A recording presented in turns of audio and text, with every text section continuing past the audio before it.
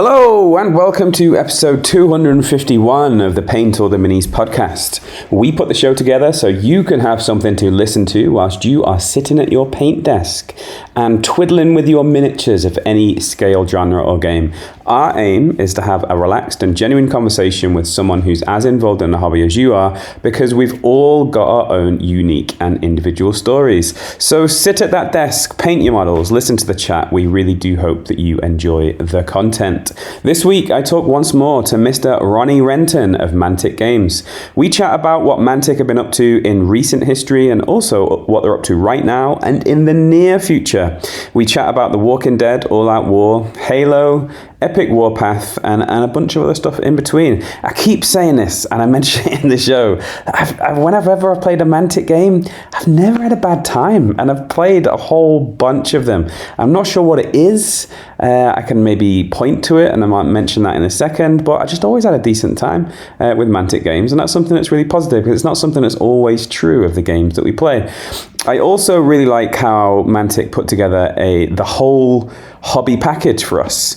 Games, rules, terrains, events, mats. They really do make an effort to put together a really great experience for all of us hobby nerds.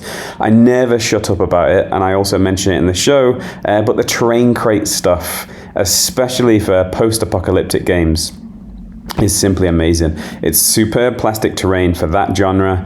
The Walking Dead game, along with its own miniatures, is just as good. It's really great. Just that was the stuff that I chose when I was getting into post-apocalyptic games, because it was just so difficult to ignore. You can pick up amazing terrain, you can pick up amazing miniatures. The game is really great too, and also you can transfer that terrain and those minis into other zombie apocalyptic games that you want to, and also you can transfer them into lots of other different sorts of things. So there you go. So I'm so happy. I'm so happy to see The Walking Dead back. It's really good. It kind of went onto a little hiatus for a while whilst the terms and conditions of certain agreements kind of expired, but then came back. Epic Warpath is also hard to ignore, along with Halo. It really seems to be an exciting time for Mantic right now, so it was great to chat to Ronnie about that. And also the kind of the cherry on top of the cake, which I alluded to just there, I think it all comes from Ronnie. I think it comes from Ronnie's infectious enthusiasm and positivity about our hobby, and I think that's where a lot of the positivity that I've had from games come from. He might not be the person writing the game, he might not be the person that's, specifically doing all of these tasks now, but he's definitely got his fingerprints on it, and he's got people that are working with him that share that enthusiasm, and I think that kind of comes through. It runs through the core of all Mantic stuff, which is really, really cool. He also works really hard.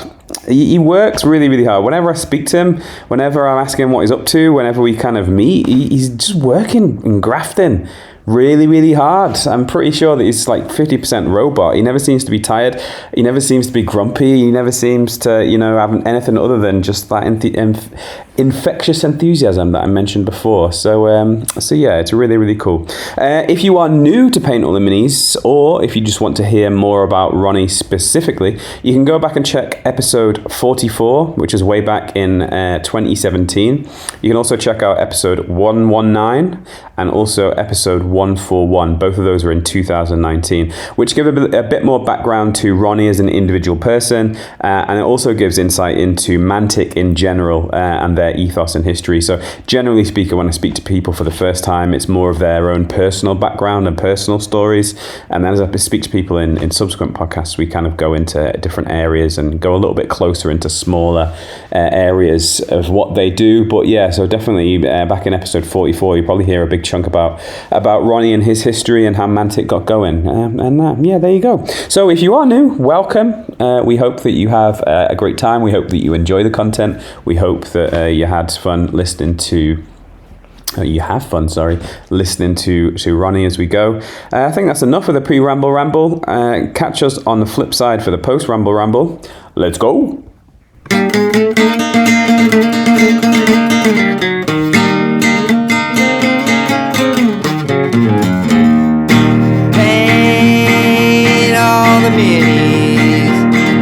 Paint all the minis that you can, and when you paint your minis, listen to to that podcast with Dan Adams, that is.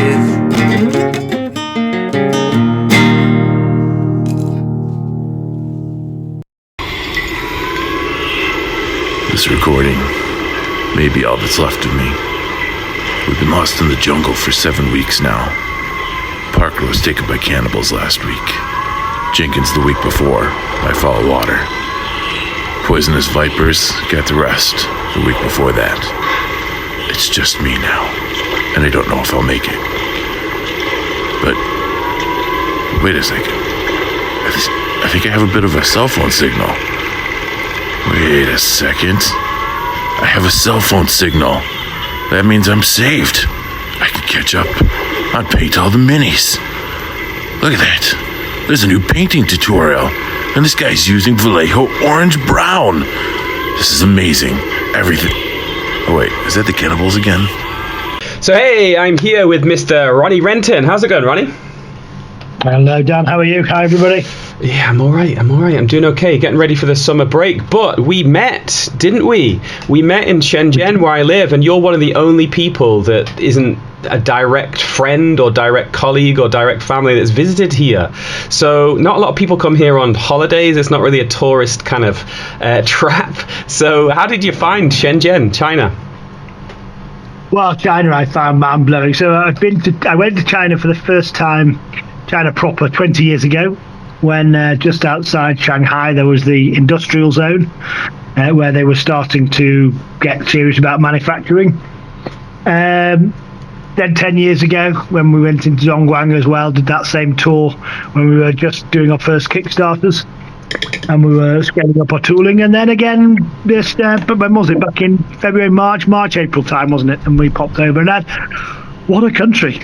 I mean, when people talk about it, the changes in 20 years have left me gobsmacked, astounded at just the development and the size and the scale. It's always been big, but, boy, oh boy, it's amazing. And Shenzhen, 70 million people, it's truly remarkable.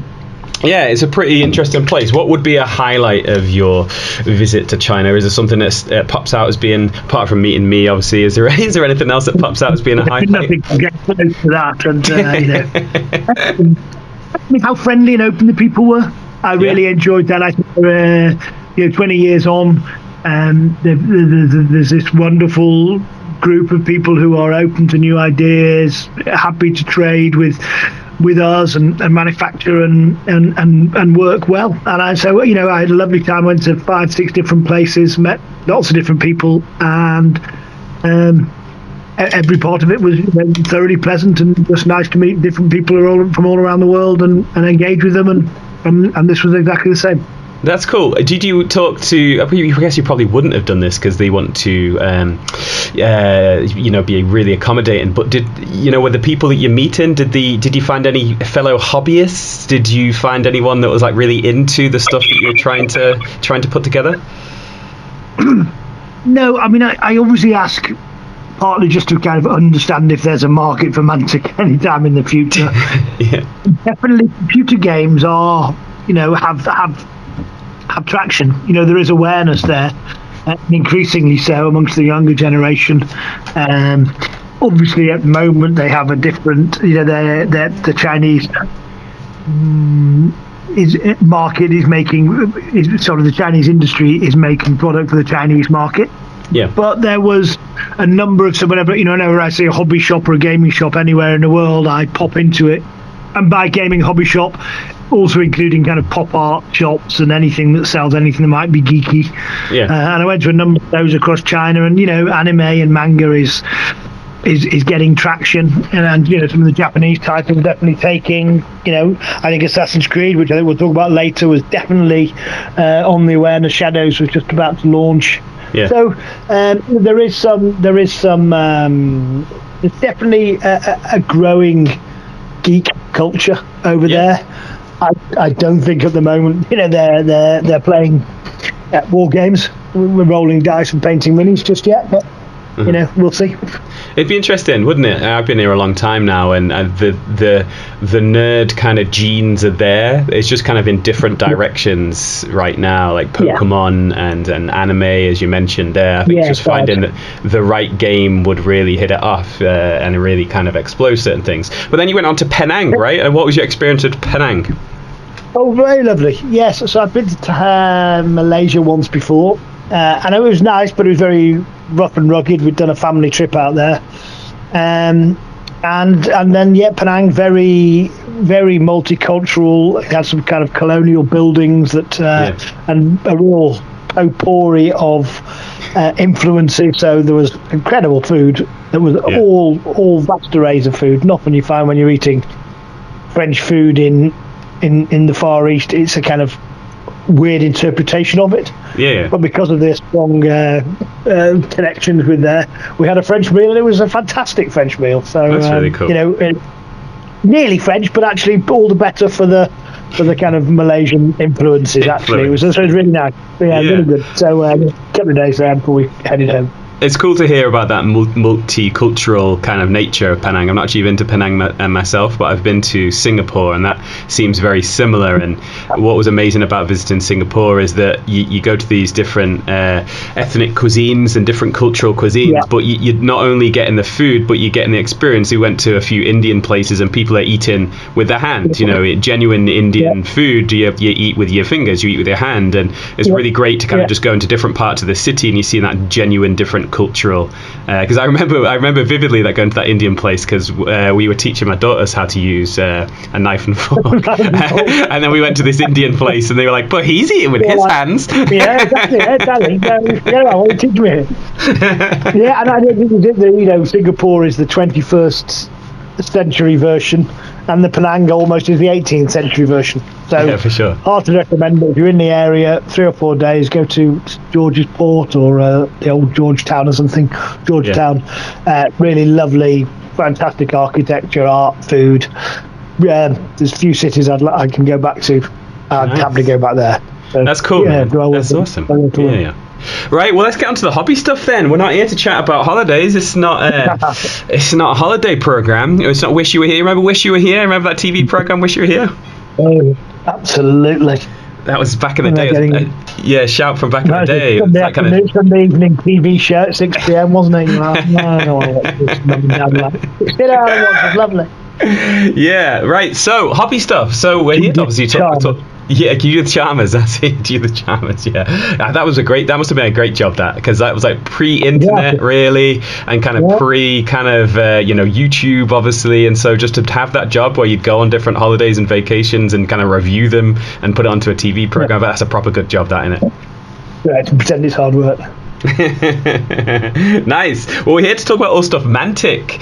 So there's a few things that I want to catch up on since we last spoke, and then also you've got free reign to talk to us about what's coming down the pipe. But one of the things I wanted to talk about is the resurgence of the Walking Dead All Out War. So that was a kind of something that was really prevalent with Mantic, and it kind of with kind of negotiations on licenses and things like that, it kind of got shelved for a little bit, but it's back. So tell us any changes that have occurred with The Walking Dead, and what can we potentially get our hands on now, and also maybe in the future.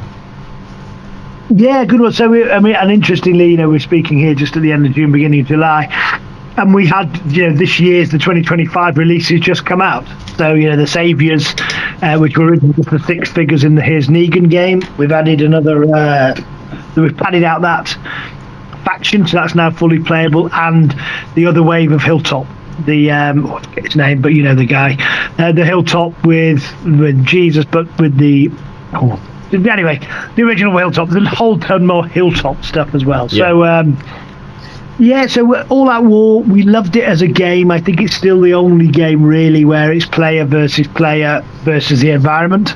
The environment is deadly as the other person with a machine gun across the way, and it had some real hardcore fans for it, just because it was so different and graphically so engaging and joyous. I think being able to do a comic book on that scale, has probably been done before or since. All the characters and all the story on 196 issues.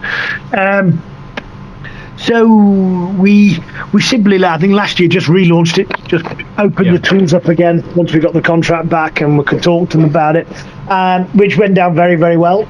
And we relaunched the collector's edition, which was a collector's set. It's basically got you everything you need to get going. So rather than going out to retail stores with, this blister pack and that blister pack and this booster pack and this expansion, we put a whole ton of it in a box. And a shameless plug here, it's currently 25% off, celebrating this is the month of June. So we brought it in, and so if you want to get started, it's got the plastic cars and it's got the plastic barricades, so all the game components are upgraded to the premium level. It's got Lee and Clemmy in it, the limited edition show special. So we just put this really tasty, fun collector's edition together. This gets you started with tons of gameplay, all the narrative games, plus the player versus player, tons of zombies, all you're going to need, and the cast of thousands from the early parts of the book. It's amazing. It's a great game. I love it. It's fantastic. I've been a kind of a long-time collector of that game for a few different reasons. One is it's a great game in itself. The second thing is the quality of the components in terms of the terrain and scatter and different things. You mentioned the cars there, so you got like a whole bunch of kind of plastic cars that are beaten up, and then also with the terrain crates that you can add to. There's like whole environments. There's like campsite. There's like an industrial kind of area with forklifts and things like that, mate. So just like thank you. There's so many amazing hours that I've had painting and playing just that game alone. Fantastic. But then also the transferability as well, because post-apocalyptic games are a genre within themselves. But awesome plastic minis that can be transferred into other game sets. It's just amazing. It's really, really good. I'd struggle to find better zombies and better survivors with such a variety of clothing and weapons and bravery levels. Some of the minis are very brave. Some of the minis maybe not so brave looking. I've definitely the one that's maybe not so brave. But just real awesome. Just an awesome collection. That's I bet you're really proud to look back at that, because you can kind of see the different releases from different years and see the progress and development, right? Yeah, exactly that. And I think it's a narrative dream. And we all live in our space. Yes, sometimes we actually play and get out and have a good beating with people, but most of the time we're painting and collecting and basing our figures and doing that kind of stuff. And I think the joy of this is that you get exactly what you said, which is both the Walking Dead game, which feels thematically very strong, and the whole idea that the zombie, one of them you can easily beat, two of them, and I don't know if people know, but the dice are logarithmic. So when the first zombie attacks you, we roll the red dice, 50-50 whether he gets a hit or not. You can be tooled up with a gun and a knife and everything else. You're going to take that out. When you get two of them, you get one dice for the first one and two dice for the second. When you get three, one dice for the first, two dice for the second, three dice for the third, and four dice for the fourth. So when you've got four zombies on you, which is happens when you start firing your machine gun off and make a lot of noise, that whole herd thing that you see, you just get overwhelmed. You just can't fight them off again, and they just simply outnumber you. And I think that mechanic is just genius and great fun and very evocative. And the one time you do, they roll badly and you roll well, and you go, oh my god, I got away from it. It feels very good. And here's Negan as well. Here's Negan is low key, like amazing. When I speak to people about it, not everyone's heard of it, but it's a really great game. Yep. Negan obviously this big bad, and then he's got his little lieutenants trying to impress him. It's really cool. Good scenario based game. Well, we knew that when we did the Here's Negan game, so the idea is if you've read the Here's Negan comic, it finishes just as they get to the sanctuary. It's the sanctuary, wherever their base is. I forget the name of it now, but just as they get to their big factory where Rick meets them, they just get there, and then the next time, there's a time loop because that was written post, but prior, it's him and Rick having a little fisticuffs, as we know. And so what we wrote was them clearing their base, clearing the factory and taking control of it. And we thought, well, if we put Here's Negan out, it's going to be a bit like the scene in Reservoir Dogs when everyone goes, look, I want to be Mr. Black, I want to be Mr. Pink. So if we put Negan in there, everyone's going to want to be Negan. So you've got to so Negan's the clock. Basically, Negan just adds total chaos to the whole thing. So you play as one of his lieutenants, and you're both trying to clear the room, but at the same time be the best lieutenant, impress Negan. And the winner is that if you do the mission and you're the number one, with honor points or with respect, Negan's respect, you all win together, but you win most. But what you find is throughout, there's just this tension where you're going, well, but the group, it's best if I do this. Yeah. But for me, it's best if I do that. Yeah. And I don't think it'll compromise the mission, but it's a risk I'm going to take. Yeah. And then of course, if Negan's not in the same room as you, he comes stomping up, and he has a card deck as well, where he gets cross and goes, "Oh, for goodness' sake, do this, do that," and then pops you on the head, or kills all the zombies, and then destroys your his respect for you and everything else when he has to do it. So it's great fun. It's really good fun. It's got multi-layers. It's got a kind of a little bit of laugh out loud moments in there. As you're playing it when the cards are drawn out. What I really like about it is usually if I've ever played games that have loot drops, usually there's like the unwritten law that if you don't kill a monster, you don't pick up the loot. But that sometimes happens in games. But what I found in Here's Negan is that it kind of encourages that kind of naughtiness. Like you're saying, everyone does want to win, but that cheekiness and that naughtiness of, we'll win together, but I'm the winniest winner. I really like that idea. Right. That's really cool, man. And I think it creates dynamic moments. No, don't go that way. Go this way. Well, but I'll get more loot this way. Don't split the party. Oh, crumbs, we'll split the party. So it does give a good fun little thing. That's cool, man. That's interesting. Another thing I wanted to talk about is Kings of War. So as I kind of looked back over Mantic stuff and Kings of War, we're talking decade now, since all these things. So is there any kind of ideas of like refreshment of units or sculpts or anything? Is there anything like that you can talk about?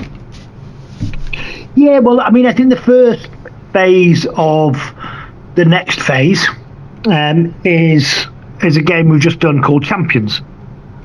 Mm-hmm. So Kings of War Champions is a few things. Firstly, we've picked all of the brand new plastics that has multiple plastic units for the army. So that, for example, the Northern Alliance has the Ravenclaw, the flying dwarf on flying ravens. You've got the Ice Berserkers, and you've got the Clansmen. So you've got a nice, interesting little couple of units there to build, all in hard plastic, so no resin, no metal or anything like that. And then for those armies, which is Abyssals, Basileans, Northern Alliance, Twilight Kin, all are brand new plastics. We've all done in the last 3, 4, 5 years. We've crafted a hero for each one, and the hero reflects the army but has a slight quirk. So the Goblin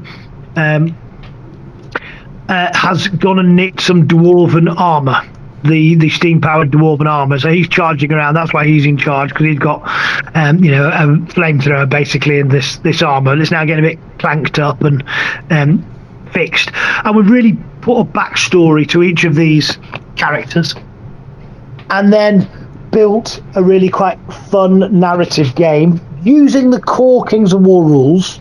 Rank and flank, the units still are ranks and flanks, but slightly dialing up the hero, the champion, and making him have an effect on his gang, basically his company. So when we play Ambush is absolutely pure low point value games of Kings of War. It is a straight linear process, under 1,000 points, 1,000, 2,000, over 2,000 is kind of competitive level. So what we found with Ambush was it's great fun and great learning journey to the bigger games, but just lacked a little character sometimes to be a game in and of itself. So with Champions, if you buy the box, you get the cards in the box, you get the champion in the box, which is made in this new mastercrafted resin, which is gorgeous, absolutely gorgeous. I never thought I'd find a material that's better than plastic, but this might be it. Too early to call right now, but I'm looking at it, and the figures I've made in it are just gorgeous. And their backstory, which is all in the rule book, but the whole thing, and that's it. That's your hobby project. You don't add to it. You don't. And now out of War Machine, and we discussed that. Should we add some trolls? Should we add a thingy to his Goblin Gang? No, right now that's it. One box. And it's about for normal people, a couple of weeks of hobby time, unless you're a seriously good painter or useless like me, in which case it's 2 months. But you can get it, and interestingly, you build it and you go, that was good fun. Right, I'm going to start playing with that one. Which one am I painting next? Mm-hmm. And the joy of painting a unit on an army base is starting to be enjoyed by a wider group of people that might not get to a 15 drop, 15 regiment, 500 figure, 200 figure army. Mm-hmm. And so we've just had this great kind of explosion. And the joy is these heroes, these champions, are going to go on to be the big story arc of the next wave of Kings of War. Okay, cool. Planetary is a living timeline. So all the guys we introduced with Dungeon Saga are now off doing very big things and are very nearly at the top table. And some of the other heroes of, some of the summer campaigns that we've done are just about to start having the effect that we knew 5 years ago they were going to have. Yeah. And that's just about to be revealed late summer, early autumn. But these are the next wave of champions. So when you play them, and I think when you play a hero, it lives with you in a way that reading it about it doesn't. Yeah, sure. When you've gained the guy and you've used his commands and you've had those moments where you should have lost but you won, or you should have won but you lost, moments you remember, or the heroic charge that turned the game in your favour. And these guys are going to live with us and with you for the next 5 and 10 years as we go into the next arc. So I think the joy was that we set the first wave going. He did two things. I think a lot of the Kings of War guys went, oh, that's fun. I've always fancied a X faction, but I've never fancied doing the whole army. I'm not sure I'm ready to commit to. But let's see how it plays. Let's get a feel for the army. Let's see if I enjoy painting it. So you can upgrade. Those that go, look, I'm in for a skirmish game, I'm not in for a war game, it opens Kings of War up for them. Yeah. Those that are thinking, well, I want to go to there, but I just want to take it easy and enjoy the journey, it's up for them. Mm-hmm. And those, hoary old salts that have been doing it for ages, it gives them something new, some new IP to talk about, as a new character, and even if they don't go as far as a unit, it's a good read and another piece of the storyline jigsaw dropping into place. Nice. So that launched in April, I want to say. But and the other joy is, because we know we're doing future plastics, we're going to be getting an expanded this game every 6 months, because we're going to get a new, at least one, sometimes two factions whenever we do new plastics. Awesome. So we could be anywhere between 2 and 4 a year. That's really cool, man. What about Firefight? Is there any kind of different armies or faction expansions that are kind of kicking around that we'll know about soon? Yeah, well, so I'll be honest with our sci-fi fans. I mean, last year we did two things. We did a little crowdfunding, well, not online, an STL campaign for Dead Zone, and these were fixed units, and this is kind of where the Champions idea came from, which is download this faction, download their stats and rules, here's how they play. So moving away from the here's the starter box, here's the booster box, here's some other guys you might want to add, and the joy of digital was, here's Bob, here's Jack, here's Fred. This is how Bob, Jack and Fred play. And I think we did a Goblin faction for Dead Zone, which was great fun. And they were just cool sculpts that we either reworked or plundered from some of our other campaigns, some of the One Piece Restic stuff that didn't work in Restic but works beautifully as a sculpt, added to it, formed something beautiful, and off it went. And at the same time we did those we did the Night Stalker army in sci-fi. Obviously we'd done the tank things. So we had a kind of good run at the sci-fi stuff, and it was building up, getting people excited. The truth is, Halo has kind of stolen some of that momentum from our own IP. Yeah. Because that is our current sci-fi game. And so, Walking Dead feels complementary because it's contemporary, and it's a support. Champions is fantasy, so now it's counterbalance to a sci-fi game, launching the Basileans. The Basileans got the heavy cavalry, all nice counterpoints. The truth is, Halo has been our our principal sci-fi title since Yeah. November. Yeah. So we got on Dead Zone stuff and Firefly stuff last year. It is just about to swing because we're just literally getting the last pieces of Epic Warpath in. So for the rest of the year, we're going to be doing the Epic Warpath, and we're going to be doing Halo. But for the last 6 months, being honest, we've been launching Halo, and that's kept us somewhat busy. Let's talk about Halo a little bit then. So what would you say differentiates Halo from other kind of sci-fi skirmish games apart from the IP? So obviously it's an awesome IP. It's a video game that I kind of remember fondly. Like kind of my first adult kind of gaming was with the first ever Halo, where we'd have this huge LAN party. Yeah, where we would have it. A long time ago, So what differentiates the game from maybe other skirmish games that were played before? What are some kind of salient mechanics or ideas that might get people interested about it? Well, because I'm a bit thick and a bit old, but I think it's just far and away the best skirmish game there is. And what I love about it is the cleanness. So if you're genuine about playing a game and you want to have a fun experience, challenging but fun experience, I think Halo sits right in that space. I think the IP gets people there, but the gameplay keeps them there. And I'm that bullish about this, and I'm usually an Englishman being all modest and self-defacing, but there's certain techniques that we've built up over 12 years since 9 years since we launched the first Dead Zone, 12 years since we started working on it, that we've refined that are brilliant sci-fi mechanics. Brilliant, because we've had hundreds and hundreds and thousands of people playing it over the years, and we've learned it. So the cube mechanic is just elegant and glorious. And one of the things that starts fight war games is I'm moving there, I'm out of range, I'm taking it back, I'm just going to remeasure it, I'm in. Or I wasn't there, I was there. And that's just not relevant in this game. We've taken a contention point out. Cover. I'm 30% in cover, I'm 50% in cover. Right, you're in cover. We expect in an urban environment that you're going to be in cover and firing into cover.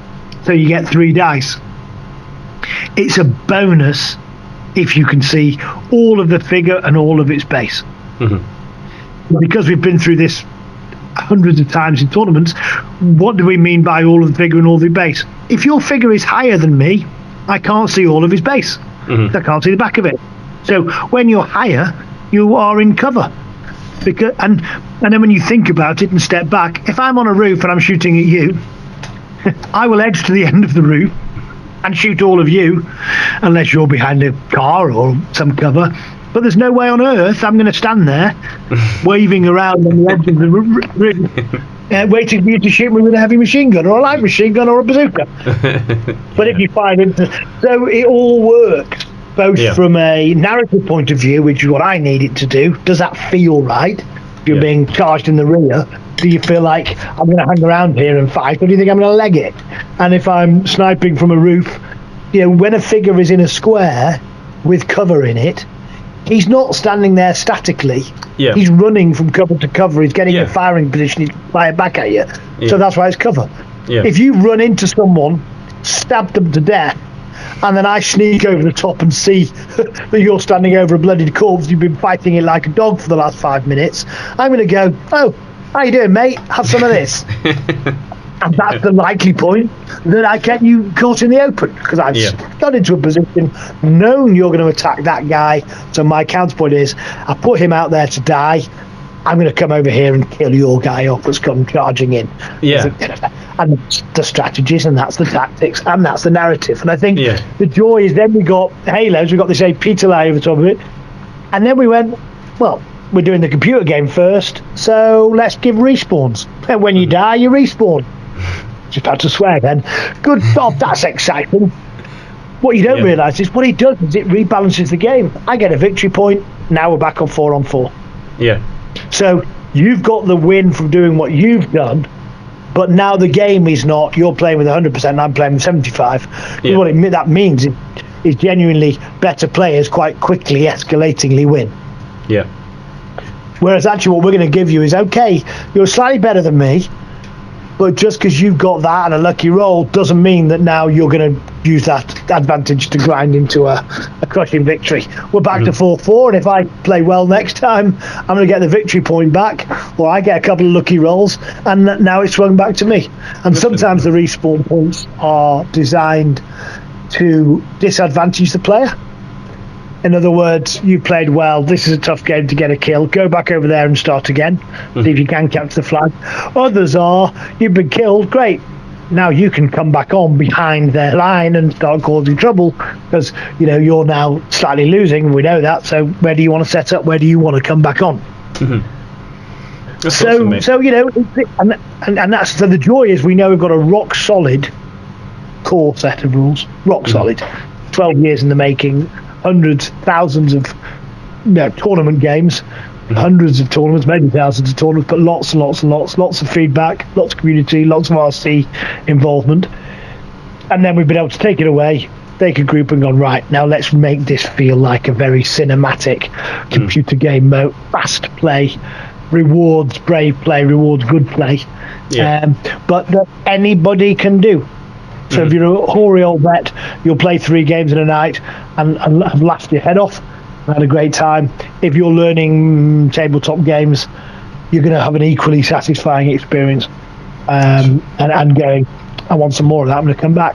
And so, that's what we're spending our time with. We've got everything we've been printing is coming in and going out of stock, and then we're instantly reprinting it again. So the War Games expansion, this was where in the base game I have 4 Spartans, you have 4 Spartans, exactly the same as Infinite, exactly the same as the multiplayer mode, and everyone's spec'd out the same, and if you want to grab hammer you have to run along and pick it up.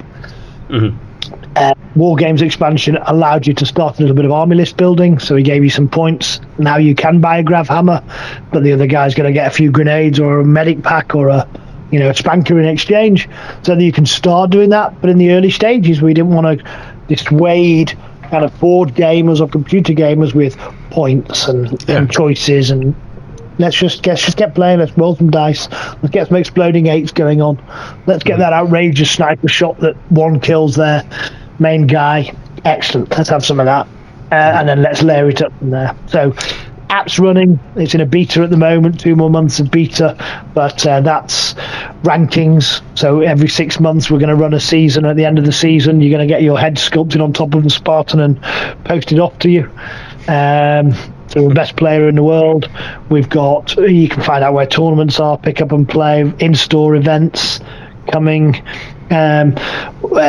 nationals and GTs coming with the prize support packs just there. So just tons of encouragement. And then July, the Rise of the Banished big box set drops. This is limited edition Atriox. All of the sculpts in the whole Banished range, plus 4 elites just to pad those out in case you need more of those if you didn't get them in Spartan. 2 missions, the first 2 missions where training is over Spartan, you're deployed to a combat zone. First 2 missions where you don't respawn.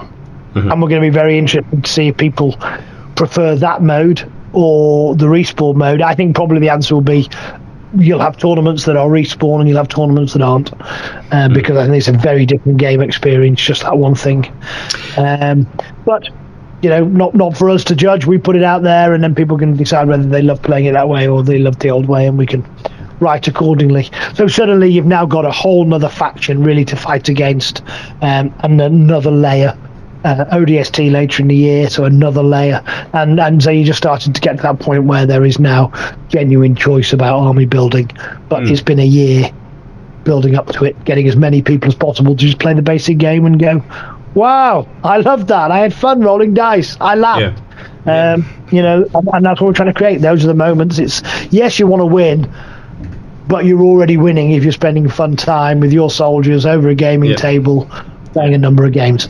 I think it's already a good achievement. Yeah, you've kind of mentioned quite a few things there, and kind of just going back to Dead Zone as an example, like I struggle to think of any of the games that have got such a passionate fan base. Like everyone that I speak to, everyone that I've spoken to about Dead Zone is fiercely passionate about the game, and they love it. I don't think I've ever spoken to anyone that's like, yeah, Dead Zone, I'll take it or leave it. Everyone that I've spoken to really loves it, so it's great to see that a lot of that you mentioned there about the lessons that you've learned with that and the things that you've developed and crafted over years has kind of gone into Halo. So that's awesome, because sometimes you see a game with an IP, and sometimes you just think it's the IP that's holding it all together. But to know that as we lift the bonnet, it's not just a flashy paint job on the car. It's got a really refined, V12 engine underneath there. That's really great to hear. And I would just recommend, if people are thinking about it, go and have a look. Go to the website, haloflashpoint.com. There's a step-by-step videos from Andy about how to play. There's loads of reviews out there. We're at that tipping point now where another wave of people jump on, and we are going to have an absolute global barnstormer of a game.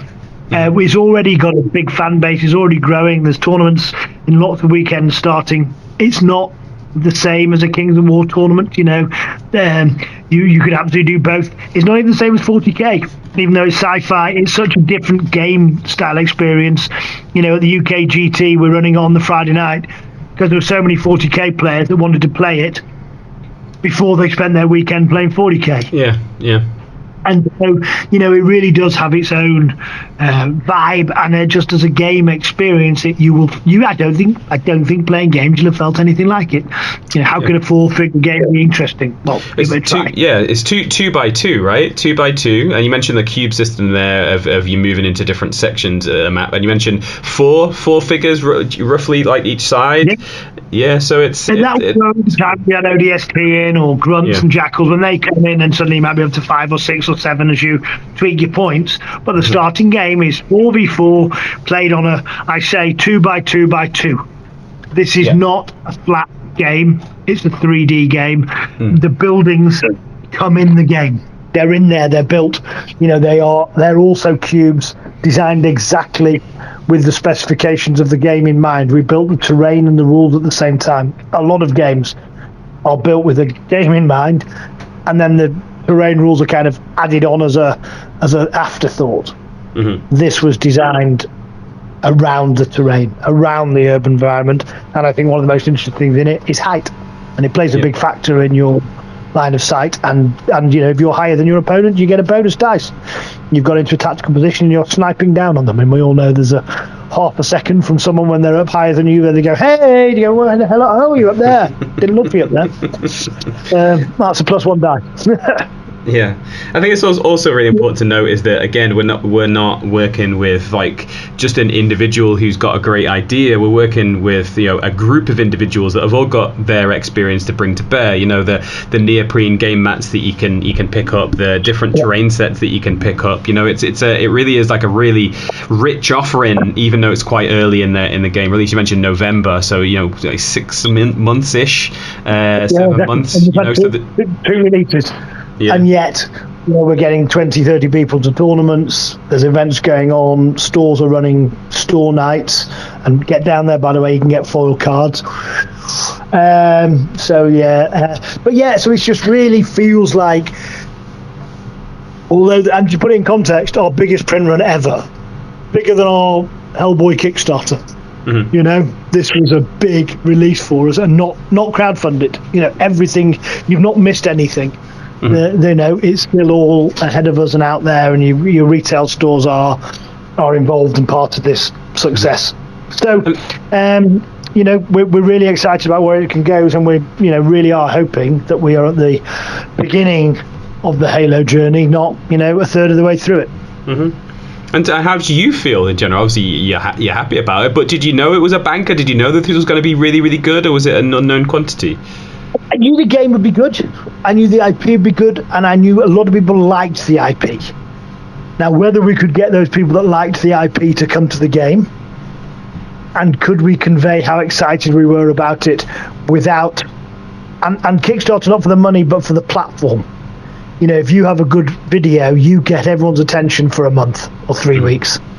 And I think, you know, for us, that's one of the big draws of Kickstarter. You know, we launched Worms last year. Okay, we kickstarted it in August 2023. It was always a fun, well-loved IP that's slightly irreverent. We'd done a fantastic game for it. In fairness to Team 17, they came with some of the initial concepts for us, and we just polished it up and turned it into a very, because we're competitive players, you know, we come from a place of balance is very, very important. Yeah. And but would that have been as big had we not been able to use the platform of Kickstarter? No, I don't think it would, because there's so much competition out there, and every week and every month, you know, those top 10 titles sell, you know, 1 million copies every year. Yeah. How do we get noticed? Well, we put it on Kickstarter. We told people what we were trying to do, and we put Worms in front of 100,000 people. And, you know, 5,000 of them went, yes, I want this. Another 5,000 of them or 10,000 of them waiting for it to hit retail, because it's, look, I like it, but I like it 50 quid, not 150, 120 quid, you know, or 100 quid. Yeah, that's fair enough, entirely fair enough. So we covered both. It came out. What was wonderful about Halo was the way we launched it enabled people to make an informed decision about, yeah, I fancy this, I'm having a bit of this. And I think, you know, one of the things that's happening at the moment, and this is what we forget, because I go, hey, here it is, it's shipped in November, it comes under the Christmas tree, Jan, Feb, March, you're still playing the tournament and campaign that you were playing, you know, you're painting in October, November, December. And, hey, we're gonna do Walking Dead, so we're all painting Walking Dead. Then Jan, Feb, March, we're playing Walking Dead. So you start playing Walking Dead, and a Jan, Feb, March, you start painting your Halo, because we're going to start playing Halo in April when this current Walking Dead thing's finished. And what I'm seeing on the Facebook post at the moment is every day people going, pull this Halo game. Oh my God, just played it, amazing. How, you know, and you know, we think because we've sold tens of thousands of copies, that's not many people playing. No, there's always a lag. We all know it. We buy the stuff, we take it home, we look at it. Okay, onto the painting table. But it's you know, we get excited. It pushes its way to the front. But we're halfway through this. We're going to finish that. I've got that tournament coming up, so I need to do that. And at just March and April and May, people are going, taking it out of the box, played it. Wow, that's it. I'm in. How do I go? That word of mouth is critical. You know, so what we need to do is go, for all of those who joined us, welcome. For all of those that haven't, get all those, go and tell your mates. Go and give them the 4 figures in your box. Get them to paint it. I think that's really important to note as well. That there's 4 guys, right? That's you kind of, your excuses or reasons for not getting involved kind of melt away very quickly. 4 guys, man. Yeah, and that's not by accident.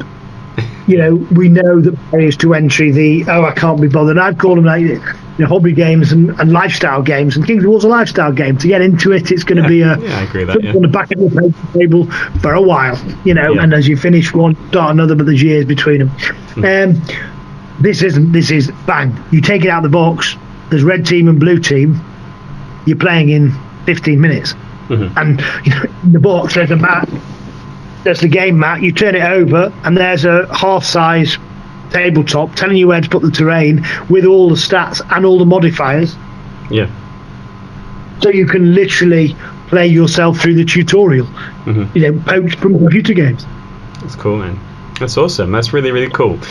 So just as we kind of pivot and go, because I'm such a big fan, terrain crate, is there any terrain crate news? I know there's terrain coming out for Halo. Is that the main focus, or is there other terrain news that we might be able to get excited about? Yeah, no, we all know I love a bit of terrain. I mean, across the board, all of our games now come with terrain, and I think terrain that's appropriate to where we think you are on the scale. So Halo is this beautiful cardboard terrain that's assembled so you can play straight away through, and then when you are scaling up, okay, you can access the hard plastic dead zone range, and we did a USC specific tile which was very cool and very sci-fi. Big range at the moment with our terrain crate is on mats. We're doing the 6x4 the other weird measurements for compatible with a certain other game, 40k size, is it 60 by 44, I think, or something like that, and 8 by 2. So because of the narrative, and it's very hard for retailers to buy mats from a reputable company. There's lots selling direct, but there's not many that are actually able to supply retailers. So generally each year we've got the sci-fi one and the fantasy ones that are kind of staples, Green and Pleasant Lands and a kind of slightly damaged sci-fi city. And then each year we had one or two cool, unique ones. So last year we did a kind of Void, Twilight Kin, very trippy, I think acid trip kind of setting. And this year we did Snow and Ice and like a demon world, red and black. Lava flows. But we don't just do the map, we also do the templates with it. And it all comes in retail packaging so that retail stockists can hold these in. And they're, like all of our terrain crate, they're system agnostic. You want to play with Kings of War, great. Play with 40k, great. Play it with Infinity. They're just great quality mats that are just showing our breadth of, the visuals is an important part of the whole narrative. I think all that stuff, the terrain and the mats and the way that you put games together, I really appreciate it because it really lends itself to getting together with not just you and one friend, but it lends itself to tournament play and league nights and getting together in a central location, so it's like if I'm a retailer of Mantic, I can get my paws on all of the stuff that I need to host big events. I don't need to have all these different distributors and all these different people. It's like I can use you to get 20 mats for 28 tables, and I can get all these different types of terrain, so I can play the same game but with lots of different sorts of terrain, and then I can host this tournament from like one place as opposed to multiple areas, and I guess that's very intentional as well, right?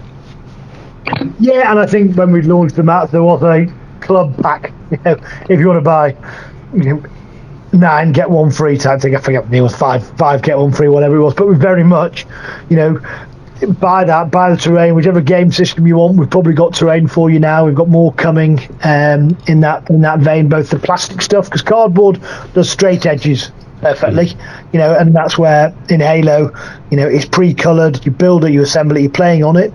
We've just released the UNSC plastics because they're all curved. These are the sci-fi barrels and the and power generators and the shields that you hide behind, which are all curved, which actually cardboard just doesn't do as well. So, and you can't paint those and add them to your battlefield, and you always need a bit more scatter. So, across the suite, we're padding out all of our ranges. We've got fantasy trees, and then the trippy weird trees, and all of that, and all the way through to our new sci-fi game, the Epic Warpath that's coming. We collaborated with the sculptor actually, Ben Skinner, who had a range of great epic scale buildings, all built on the tiles. We then added the Warpath thematic to another tile sprue, but compatible with all of his, and therefore he's going to be, he's going to be very happy because we're ordering his, and he makes a kicker on every time we run the tool. But we add it to the Warpath universe to give it that Warpath universe feel, taken over from Firefight and Dead Zone. That just makes the building feel congruent with the world we're creating. So let's talk about Epic Warpath for a second. Let's just introduce it for people who may have heard about it, who may not have heard about it, and tell us what you're excited about with Epic Warpath. Oh yeah.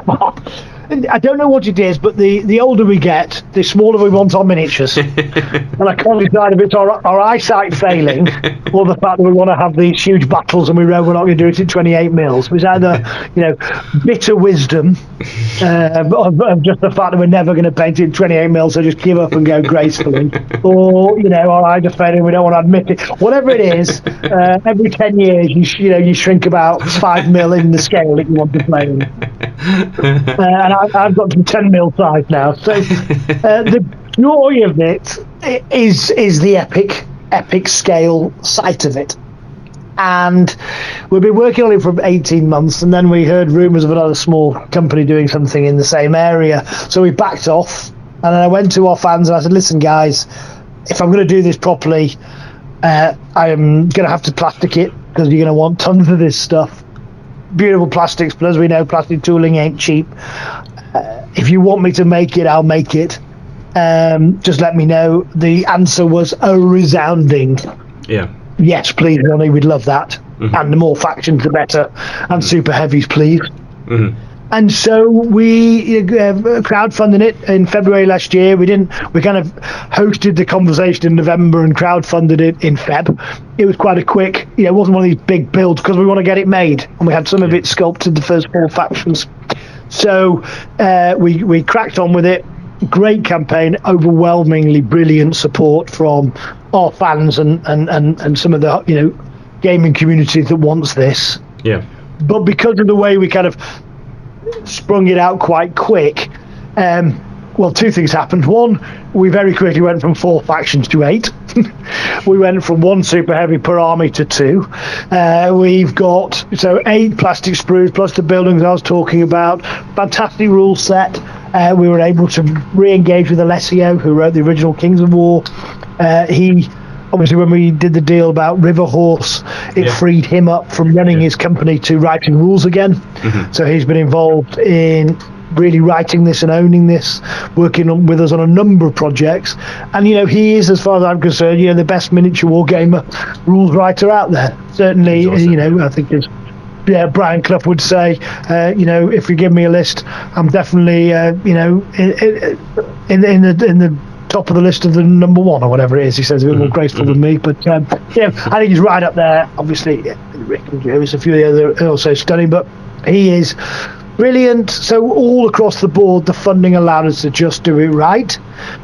And in about 2 months, I think we're sending it. It's now just I think sending it in matters of days and weeks. But through July, early August, we're going to send it. Little longer than we wanted. It was one of those projects that was just a big old beast to wrestle to the ground. You'd think because they're smaller, they're easier to cut. Because they're smaller, you get a lot more of on a sprue. And each cut takes about the same amount of time, whether you're doing it in 28mm or 10mm. So there is probably, almost, it is 8 sprues, 8 tools, but it's probably 16 in the sheer number of cavities being cut. And therefore more feed points, more joint points. The big old beast to wrestle, supremely brilliant job done by sculpting and engineering to get it here, shipping. And we are just about to going into, if you hit it now, we're just going into that whole pre-launch, but the paint jobs, rules, everything is getting everybody very, very, very excited. And for the first time, if you want it to print at home as STLs, you can do that too. Because we're aware there's a group of people that are disenfranchised. They can't play the game, they can't print for the game they love or used to love, and are looking for a home. And we want them to come and join us at Mantic and say, listen, Armada's been up there for a couple of years. It's done nothing but good things. It came out through retail. They all did very well of it. And then we put it onto our vaults, which was our subscription model, and a whole nother cadre of people joined us. And the number of people come and say, me and my son, we were toitering, but finding the money for a whole new game. But a little subscription. I'm printing my things, we paint them up, it's great fun. And so with this one, we're opening it up. Now, we're not subscribing this one. It is going to be a come along and play, because day one they're just going to want to join it, and why shouldn't they join it at the point it's going big? So we are almost, look, if you want to play 10mm sci-fi, we're here. If you want to play a fantasy naval game, we're here. If you want to come and join our Kings of War community, we're here. If you want to play Dead Zone or Firefight, they're here. If you want to buy them from a retail store, it's there. If you want to print them at home, it's there. And you're starting to get this hopefully some appreciation that Mantic wants to come and play our games with us. Yeah, it's good. It's I've always found, speaking to you and people that really enjoy Mantic games and Mantic employees also, very, very warm and welcoming. There's certain games, no need to mention them, but there's certain games in certain points where people talk about the community being, catchy, where there's some amazing passion and enthusiasm, but there's some kind of salty old types that don't really take too kindly to you coming around in their parts, you know. So it's cool. I find it welcoming every time. It's like that comes through in the games, it comes through with the rules, and it comes through with the communities as well, because you support them so much. I mean, like I say, I'm nobody. I'm just a schmo, but you took some time to meet up, and we had a couple of beers in a city, you know, on a completely different side of the world. And there's many hundreds of people that have the same experiences. One of my vivid memories of you is walking around Salute, rattling a cardboard box full of different minis, just asking people to pull out a mini and take it home and enjoy it, you know. So thank you for having that mindset and making sure that mindset comes through in every action that you participate in. Thanks, mate. Well, I think probably this is the only industry that they let me do that in. Otherwise, I'd be locked up in a cell with a jacket on with my arms tied behind my back. So, you know, probably we end up in the industry we deserve. So, so as we kind of come to our 60 minutes, at times rattled by, as it always does, it's always a great conversation. Is there anything that we haven't talked about that you would like to talk about? I think, you know, a lot of your listeners are all about, you know, our toy soldiers and war games, but, you know, Assassin's Creed is a rather large license that's coming our way on Kickstarter soon, so watch out for that. It's a board game, and you pick your assassin, and you try and kill off your targets. So the linking point is the Animus, and that's why it's called Assassin's Creed Animus, coming to a Kickstarter near you soon. I couldn't find a miniatures game that felt compelling. Mm-hmm. You know, Valhalla, Vikings, you know, Odyssey, Greeks, but I can't get them to fight against each other really in a compelling way. But but I loved it. It's an IP I've loved, and I know a lot of people love it. And I think the joy was when I kept talking to them, and I said, well, you know, what can we unlock here? And it was the fact that we were able to agree that we could access every single timeline. Mm-hmm. So you could play as whichever hero you want to be. Mm-hmm. And then each one has a slightly different style, and it's asynchronistic, so everyone's missions are slightly different in the way that you get the assets in order to do your job. Mm-hmm. And you spend your time either trying to get your cards out in front of you and playing to your strengths, but similarly, when you're drawing your cards, you can opt at most points to or also make sure it's a little bit harder for them. Yeah, just so you can be the top agent and be the best. So yeah, it's really good fun, visually beautiful as an IP. It's been running for ages. It's kind of got a mass appeal that, again, like Worms, has a nostalgia fun feel, and people that have never encountered Mantic before have come in through that. We're going to see another influx of people with a view that you enjoy that, great, you like our games, you're on user. How about Halo? Or how about Worms? Or how about, you know, some of the other things we do? So, yeah, watch out for that. If you want to follow it, there's tons of stuff up on the Kickstarter page. It's Assassin's Creed Animus on Kickstarter.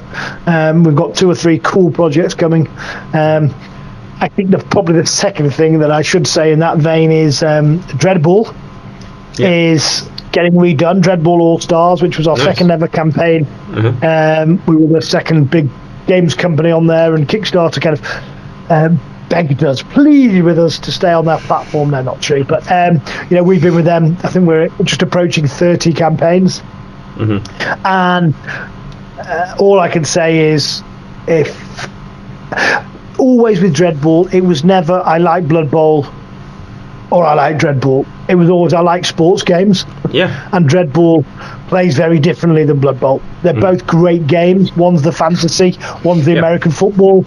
Yeah. The other one is sci-fi. It's more ice hockey come basketball, far more fluid, far faster. It's a different style of game. An hour and you're done.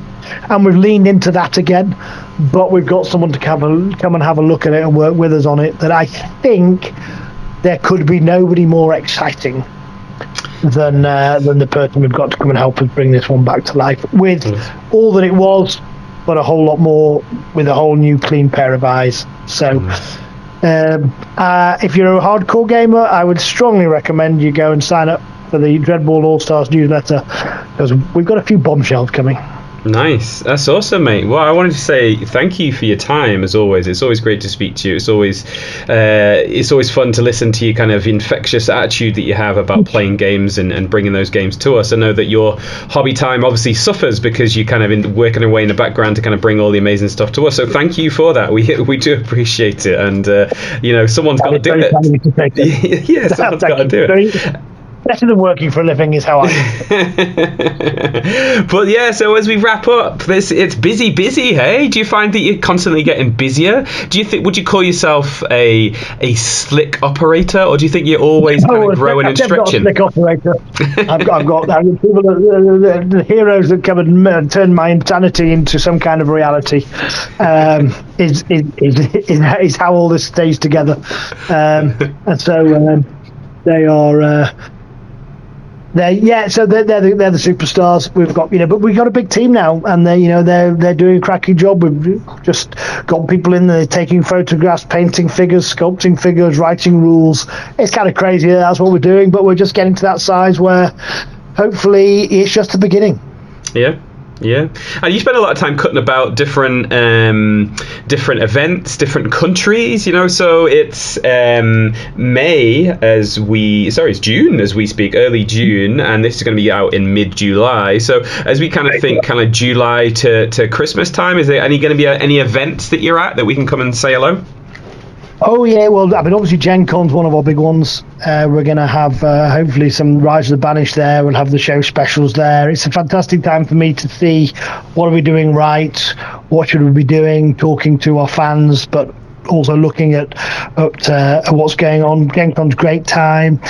Shortly after that, Clash of Kings is going to be in Nottingham, run by the irrepressible Steve Hildrew. 250 Kings of War players from all over the world coming over. I got an email from someone in Canada yesterday. Nice. They're coming. There'll be a Polish team, French team, Spanish team, Argentinian chap will probably be there again. But, I think I've got my Kings of Warsaw t-shirt that I'll be sporting there. So we've got this lovely global community of people that are Kings of War fans. I hope the Mantic fans, but they're definitely Kings of War fans, definitely fans of Steve Hildrew. When I was in my China trip, we were sourcing materials for those chaps to have some fun with. Mantic Open Day usually lands sometime in November.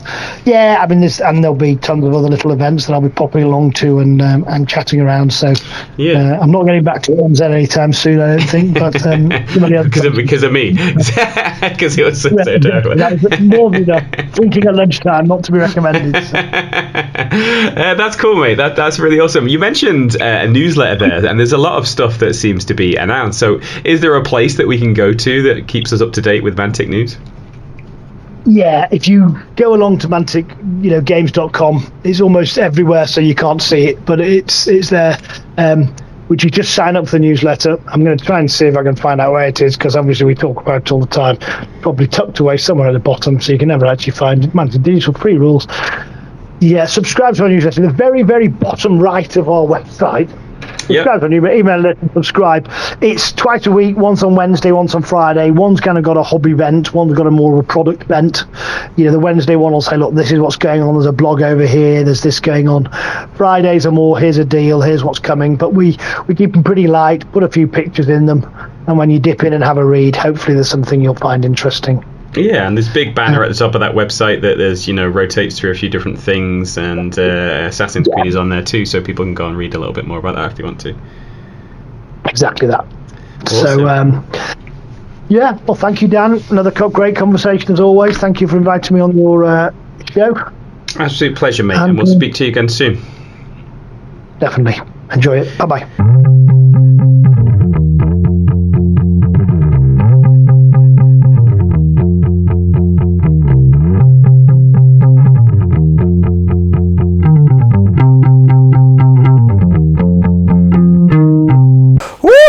So there you go, episode 251, all wrapped up there. Thanks once again for listening, and thanks a lot to Ronnie for coming onto the show. 4th time round, I think, pretty much. There might be a sneaky hidden one in there, but I think it was 4th time round. Always a great guy, always positive. Mentioned it in the pre-ramble.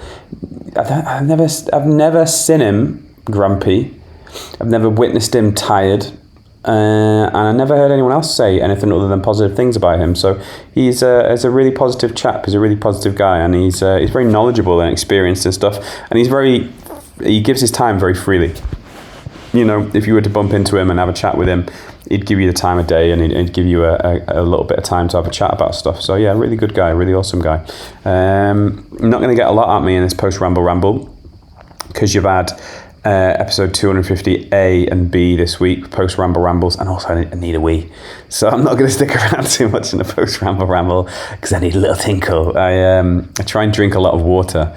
So whenever I know I'm going to be in the house for a sustained period, I drink like a full litre of water. So I did that a little bit ago before I decided to do the pre and post ramble. So I need a little bit of a tinkle, so I'm not going to stick around much.